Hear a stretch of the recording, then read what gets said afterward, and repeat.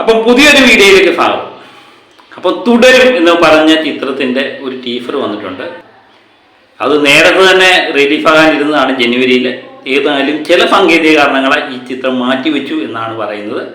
ഇതിൻ്റെ കൃത്യമായിട്ടുള്ള വിവരങ്ങൾ നമുക്കറിയില്ല. പക്ഷേ ഒരു കാര്യം നമുക്കറിയാം, ഇതിൻ്റെ OTT അവകാശം വിറ്റുപോയിട്ടുണ്ട്. 20 കോടി രൂപയ്ക്കാണ് ഇത് വിറ്റുപോയിരിക്കുന്നത്. അപ്പം ചിത്രം ഇറങ്ങുന്നതിന് മുമ്പ് ഒരു സൂപ്പർ ഹിറ്റായ ഒരു ചിത്രം എന്നുള്ള പ്രതീതി തന്നെയാണ് തുടരും എന്ന ചിത്രം നൽകുന്നത്. അതിന് പല കാരണങ്ങളുണ്ട്. ഒന്ന്, എമ്പുരാൻ എന്ന ചിത്രത്തിൻ്റെ ഒരു തരംഗം ഈ തുടരും എന്ന ചിത്രത്തിനും അനുകൂലമായി വരും എന്ന് നമ്മൾ പ്രതീക്ഷിക്കുന്നു. അതുകൂടാതെ ലാലേട്ടനെ നമ്മൾ കാണാൻ ഇഷ്ടപ്പെടുന്ന രീതിയിലുള്ള സാധാരണക്കാരനായിട്ട് ലാലേട്ടൻ വരുന്നു. അതൊക്കെ ഈ ചിത്രത്തിന് അനുകൂലമായ ഘടകങ്ങളാണ്. അതുപോലെ സംവിധായകനായ തരൺമൂർത്തി ഒരു പുതിയ സംവിധായകനാണ്.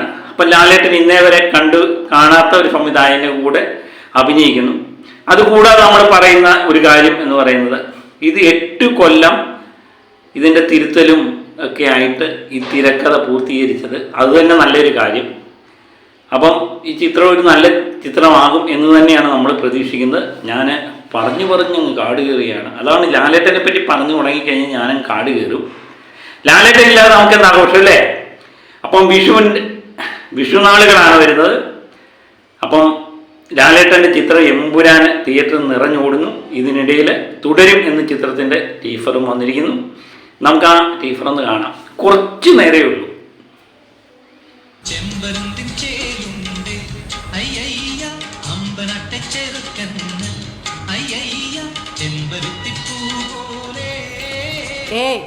ആ താടി തൊട്ട കൈ ഞാൻ വെട്ടും. ആ താടി അവിടെ ഇരുന്ന ആർക്കാ പ്രശ്നം? വെട്ടണമെങ്കിൽ ഞാൻ പറയാം. இந்த தாடி இருந்த ஆர்க்கடா பிரச்சனை வெட்டமில்ல.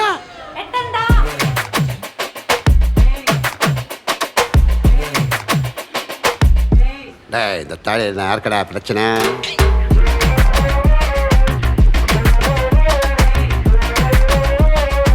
ആർക്കടാ പ്രശ്ന? ഈ ടീസർ കാണുമ്പോഴേ ഒരു ഊറച്ചിരിയോടെ നമുക്ക് കണ്ടുകൊണ്ടിരിക്കാൻ പറ്റത്തുള്ളൂ അല്ലേ? അതാണ് ഇതിൻ്റെ ഏറ്റവും വലിയൊരു പ്രത്യേകത. എനിക്ക് തോന്നുന്നു ഇത് ട്രെയിലർ ഇറങ്ങിയപ്പോഴും നമ്മൾ ഇഷ്ടപ്പെടുന്ന ഒരു ലാലേട്ടനെ കണ്ട ഒരു അനുഭൂതി, ഒരു പ്രത്യേക ഉത്സവം, പ്രത്യേക ഒരു മൈൻഡ് എമ്പുരാൻ കാണുന്നത് പോലല്ല, അല്ലാത്തൊരു വൈബ് നമുക്ക് കിട്ടുന്നുണ്ട്. അതുതന്നെ വലിയൊരു കാര്യമായിട്ട് എനിക്ക് ഈ ടീസർ കണ്ടപ്പം തോന്നി.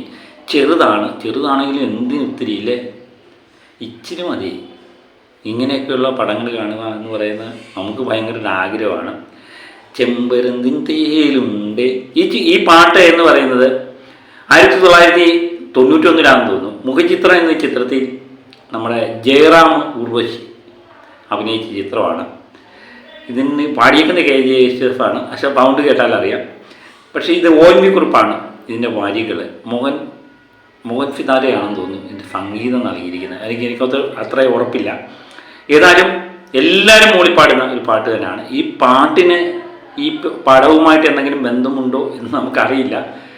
ഏതായാലും അത് ഈ പടം കണ്ടതിന് ശേഷം മാത്രമേ നമുക്ക് പറയാൻ പറ്റത്തുള്ളൂ.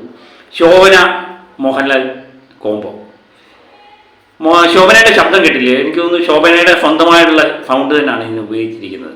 കാരണം ഒരു തമിഴ് കലർന്ന ഒരു ശബ്ദം, അത് ഈ കഥാപാത്രത്തിന് ആവശ്യമുണ്ട് എന്ന് തന്നെയാണ് തരൺമൂർത്തി പറഞ്ഞിരിക്കുന്നത്.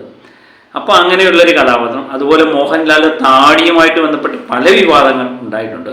മോഹൻലാലിന് താടി പഠിക്കാൻ പാടില്ല, പഠിച്ചു കഴിഞ്ഞാൽ ഇല്ലേ നാടോടിക്കാറ്റിനകത്തെ കണ്ണ് കണ്ടു കഴിഞ്ഞാൽ പഴുത്തളിഞ്ഞിരിക്കുന്നു എന്ന് പറഞ്ഞ മോഹൻലാൽ താടി പഠിച്ചു കഴിഞ്ഞാൽ ഭയങ്കര വൃത്തികേടാണ്, കവിളെല്ലാം ഒട്ടി, അങ്ങനെയൊക്കെയുള്ള പല കിംവദന്തികൾ ഇതിനിടയിൽ പ്രചരിച്ചിട്ടുണ്ടായിരുന്നു. അപ്പം ഫത്തിനന്തിക്കാടിൻ്റെ ചിത്രത്തിൽ താടിയൊക്കെ വെട്ടിയൊതുക്കിയ ലാലേട്ടനെ നമ്മൾ കണ്ടു. താടിക്കൊന്നും യാതൊരു കുഴപ്പമില്ല, ലാലേട്ടൻ്റെ മുഖത്ത് പാവം വരത്തില്ല എന്നൊക്കെയാണ് പലരും പറഞ്ഞുകൊണ്ടിരുന്നത്. അതൊക്കെ അനാവശ്യ കാര്യമാണ് എന്നുള്ളത് ഇതിൽ നിന്നും അറിയാം. ഈ താടിയുമായിട്ട് ബന്ധപ്പെട്ട് തരൺമൂർത്തി തന്നെ പറയുന്നുണ്ട്, ഇതിൻ്റെ ഷൂട്ടിംഗ് തുടങ്ങുന്ന സമയത്തെല്ലാം ഈ ശോഭനയും മോഹൻലാലും ഒക്കെ ചിരിയായിരുന്നു. എന്നിട്ട് ലാലേട്ടൻ ചോദിച്ചു, എല്ലാവരും ട്രോളി, നമുക്കും അങ്ങ് ട്രോളാം എന്ന് പറഞ്ഞ ട്രോളാണ്. അപ്പം സ്വന്തമായിട്ടുള്ള താടിയെ ട്രോളിക്കൊണ്ടുള്ള ഒരു രീതി തന്നെയാണ്. താടി എന്തുകൊണ്ട് പഠിക്കുന്നില്ല എന്ന് എനിക്ക് തോന്നുന്നില്ല. മോഹൻലാലിന് എന്താ പറയുന്നത്, മോഹൻലാലിന് താടി ഉണ്ടായിട്ട് മറ്റുള്ളവർക്കാണ് കിടക്കപ്പുറത്തി ഇല്ലാത്തത്. ഇപ്പം എൻ്റെ ഈ താടി എന്ന് പറഞ്ഞാലേ കാണുന്നവരും ഇവിടെ താടി പോയി പഠിച്ച് കളയടാ. പ്രത്യേകിച്ച് നരച്ചും കൂടെ ആയിക്കഴിഞ്ഞപ്പം പിന്നെ പ്രശ്നമാണ്. എന്ത് വൃത്തിയുടെ താടി പോയി കളിച്ചിട. ഇപ്പം ഞാനെപ്പോഴും വിചാരിക്കും നമുക്ക് പ്രശ്നമില്ല, ഇത് കാണുന്നവർക്കാണ് എന്താ പ്രശ്നം, എന്താ ഡൈ അടിക്കാത്തത് എന്ന് ചോദിക്കുന്നത് മറ്റുള്ളവരാണ്. അതാണ് ഏറ്റവും വലിയൊരു പ്രശ്നം. അതുതന്നെയാണ് ഈ ചിത്രം കണ്ടപ്പം എനിക്ക് പെട്ടെന്ന് കൺവേ ആയി. താടി പഠിക്കുന്നവരെ സംബന്ധിച്ച് കൊണ്ട് താടി പഠിച്ചോളാം എന്ന് പറയുന്ന ഒരു രീതി, അത് വളരെയധികം നമുക്ക് ട്രെയിലറിനകത്തും കണ്ടായിരുന്നു. എൻ്റെ താടി ഇവിടെ ഇരുന്നാൽ ആർക്കാ കുഴപ്പം എന്ന് പറയുന്ന ലാലേട്ടൻ്റെ പ്രത്യേകം. ഈ ലാലേട്ടൻ്റെ മുഖത്താണ് പാവം വരത്തില്ലെന്ന് പറയുന്നത്. ആ പാവം തന്നെ ഒരു പാവം അല്ലേ.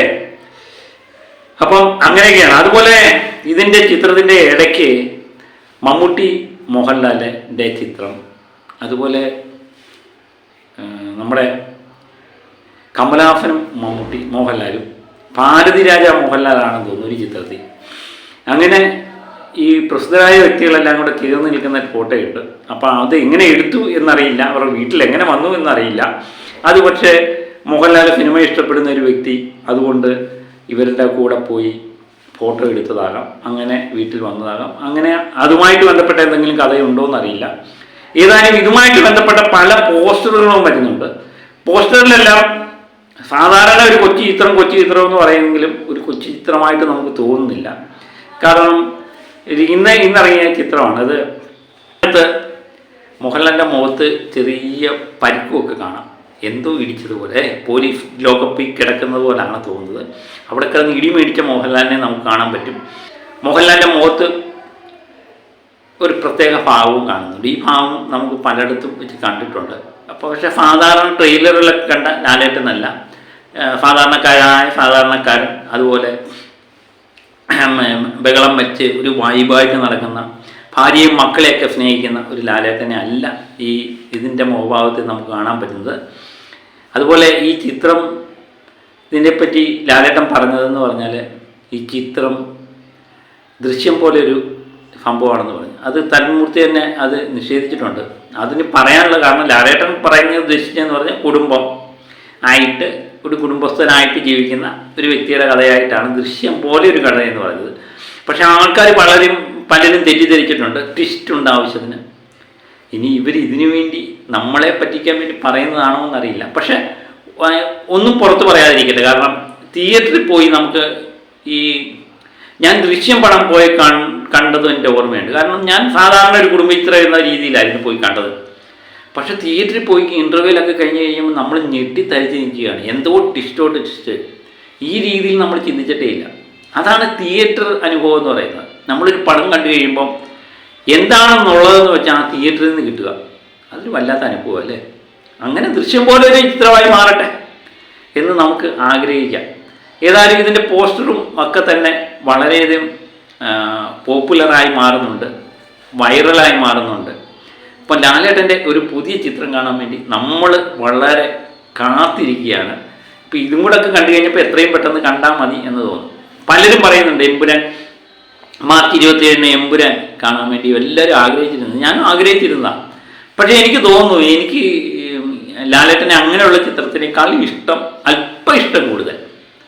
ലാലേട്ടൻ മിക്കവാറും എല്ലാ ചിത്രം ഇഷ്ടമാണ്, പക്ഷേ അല്പം ഇഷ്ടം കൂടുതൽ ഇങ്ങനെയുള്ള കഥാപാത്രങ്ങളാണ്.